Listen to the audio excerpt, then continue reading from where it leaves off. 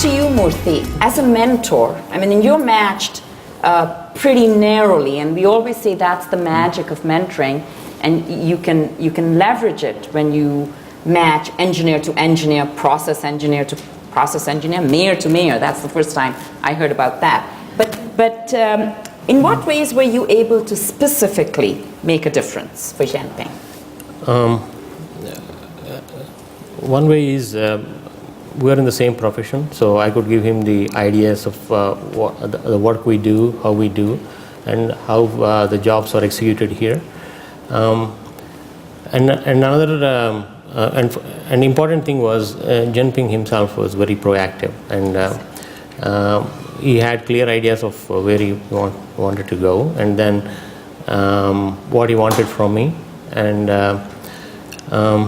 another thing was we did have, through our mentoring partnership with CRIAC, we had a roadmap how to go through mentoring, in a structured way, and that helped us to be on track. And then after the initial few times we met, then it was more like what he really wanted from me. Like I was acting like a sounding board for him, and then to clarify his ideas and strategize to find new employment. Mm-hmm.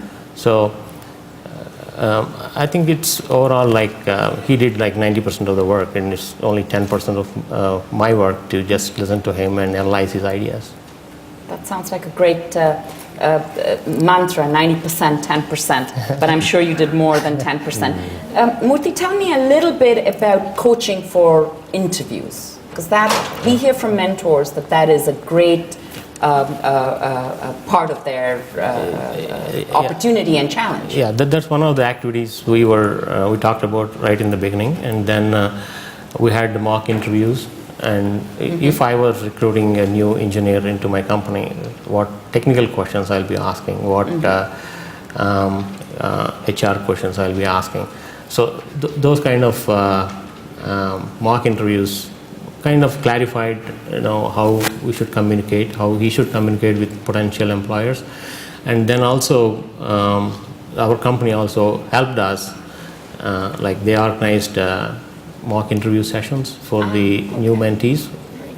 And we did have workshops for mentors too, where this is at SNC-Lavalin? Yeah, it's within SNC-Lavalin in partnership with CRIAC, yeah. Excellent. Daniel, sadly, your mentee was not able to join us. But she found a job. She found a job, which is good. She's working. Yeah.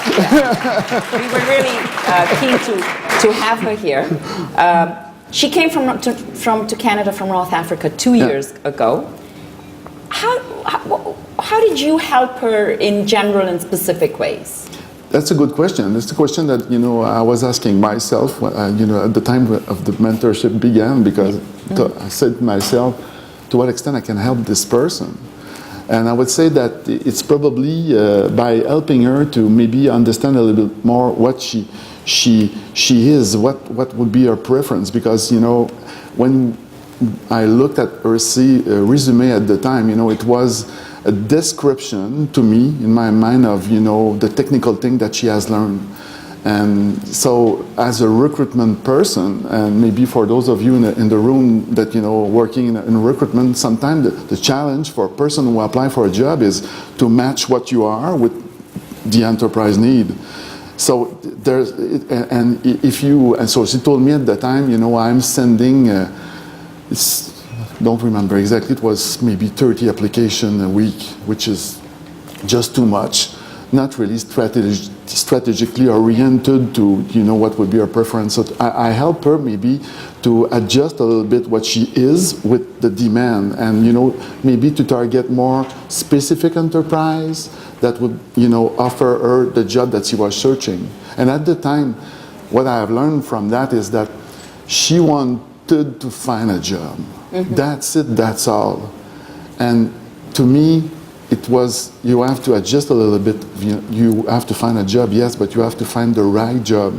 And if you're not able to match this, you may continue to search for a long time. But when you're a new immigrant and you are coming in this country, seeing people working, and you're during a certain amount of time not working, this is this is scary. So I help her a little bit also to be more, I would say, to act with more serenity, I would say. But at the beginning, I didn't know that it would lead to that. I discovered that by discussing with her. So you discovered capacities in yourself that you maybe didn't recognize